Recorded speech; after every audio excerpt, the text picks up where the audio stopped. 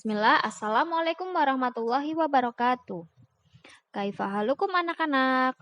Semoga semuanya sehat ya. Amin. Baiklah, kali ini kita kembali lagi belajar bersama Bu Nanda. Sebelum kita memulai pelajaran, Bu Nanda selalu mengingatkan untuk selalu menjaga protokol kesehatan. Ingat selalu 3M, yaitu memakai masker, mencuci tangan, dan menjaga jarak. Baik, alhamdulillah kita kali ini sudah memasuki pembelajaran pada tema 8, subtema ketiga. Apa saja yang akan Bu Nanda sampaikan? Yuk disimak. Perhatikan gambar yang ada di video. Gambar tersebut adalah gambar salah satu usaha pelestarian lingkungan. Kegiatan apa yang dilakukan dalam gambar tersebut? Gambar tersebut adalah kegiatan menanam pohon atau yang biasa disebut dengan reboisasi. Kegiatan itu biasa dilakukan di wilayah atau daerah perbukitan yang tandus dan gersang, serta di lingkungan sekitar kita, seperti di halaman rumah atau halaman sekolah. Lalu, tujuan dari kegiatan menanam pohon apa? Tujuannya adalah untuk menghijaukan lingkungan dengan tanaman-tanaman yang bisa menyerap air sebagai sumber cadangan air. Kemudian, apa manfaatnya? Manfaatnya adalah untuk menciptakan lingkungan yang lebih asri, memanfaatkan lahan yang tidak terpakai. Jika pohon yang ditanam telah tumbuh besar, maka dapat menahan erosi atau longsor dan banjir. Akar-akar pohon dapat menyimpan air sebagai persediaan air tanah. Ketersediaan air bersih sangat penting bagi kehidupan manusia. Berbagai upaya dapat kita lakukan untuk menjamin ketersediaan air bersih. Ada air yang aman digunakan untuk memasak dan minum. Namun, ada pula yang sebaliknya. Baik, kita akan mempelajarinya bersama-sama. Persyaratan air bersih meliputi 3 komponen, yaitu persyaratan secara fisik, secara kimia, dan secara mikrobiologi. Nah, kita akan mempelajari persyaratannya masing-masing. Yang pertama yaitu persyaratan secara fisik.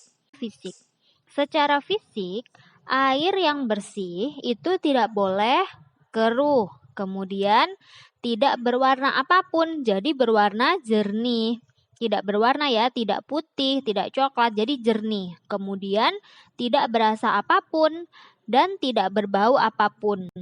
Lalu suhunya di antara 10 sampai 25 derajat Celcius atau biasa dikatakan dengan air yang sejuk. Lalu yang terakhir adalah secara fisik, air yang baik, air bersih itu tidak meninggalkan endapan. Jadi tidak ada endapan di bawahnya ya. Selanjutnya adalah persyaratan air bersih secara kimiawi. Jadi, secara kimiawi, air yang bersih itu tidak mengandung bahan kimia apapun yang mengandung racun. Tidak mengandung zat-zat kimiawi yang berlebihan.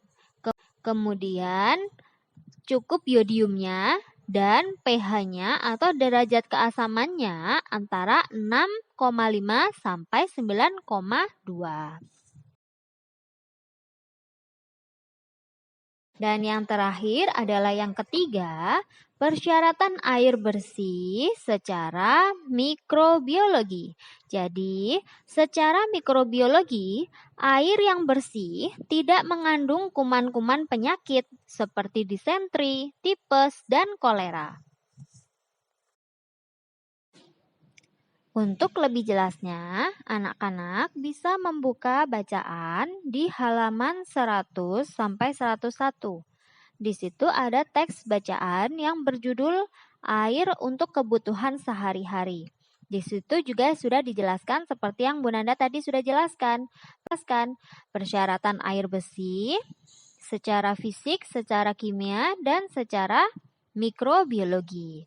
Nah, anak-anak bisa membacanya sendiri di rumah. Setelah itu, anak-anak bisa temukan kata informasi penting yang ada pada bacaan tersebut.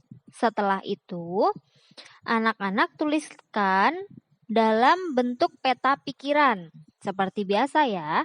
Jadi setelah dibaca, buat peta pikiran yang berasal dari teks, air, untuk kebutuhan sehari-hari. Nah, Bu Nanda sudah memberikan informasi pentingnya di video. Nanti anak-anak bisa menyalinnya sendiri ya. Jadi yang ada di video bisa disalin di buku paket masing-masing untuk belajar di rumah. Pada pembelajaran sebelumnya, di subtema 1, kita telah mempelajari tentang jenis-jenis usaha ekonomi. Lalu, apa pengaruh kegiatan ekonomi bagi masyarakat? Dalam kehidupan sehari-hari, kita tidak lepas dari kegiatan ekonomi. Apa sajakah kegiatan ekonomi yang dilakukan sehari-hari? Nah, kegiatan ekonomi itu meliputi 3, yaitu kegiatan produksi, kegiatan distribusi, dan kegiatan konsumsi. Ketiga kegiatan ekonomi tersebut saling berkaitan satu sama lain. Jika satu kegiatan ekonomi terhambat, akan mengganggu kegiatan ekonomi lainnya. Baiklah, kita akan membahasnya satu persatu ya. Yang pertama, kita membahas terlebih dahulu kegiatan produksi. Bu Nanda sudah menampilkan sebuah gambar. Gambar tersebut gambar kegiatan ekonomi seorang petani. Petani tersebut sedang apa? Petani tersebut sedang menanam padi di sawah. Setelah menanam padi di sawah, apa yang dilakukan petani? Kemudian memberi pupuk, menyiangi rumput yang tumbuh di sela-sela tanaman padi. Setelah bulir-bulir padi mulai bernas, petani mengusir burung-burung yang berusaha makan bulir-bulir padi tersebut. Nah, saat padi menguning, itulah saatnya petani memanen. Hasil panen pun lalu dijual dan petani pun mendapatkan untung. Nah, petani mendapatkan uang. Dari ilustrasi tersebut, si petani telah melakukan kegiatan produksi.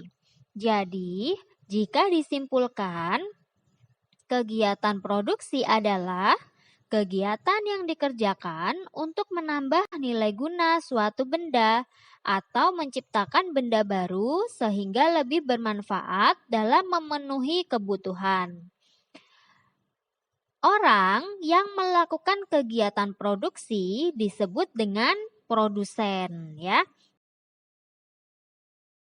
Selanjutnya adalah kegiatan distribusi.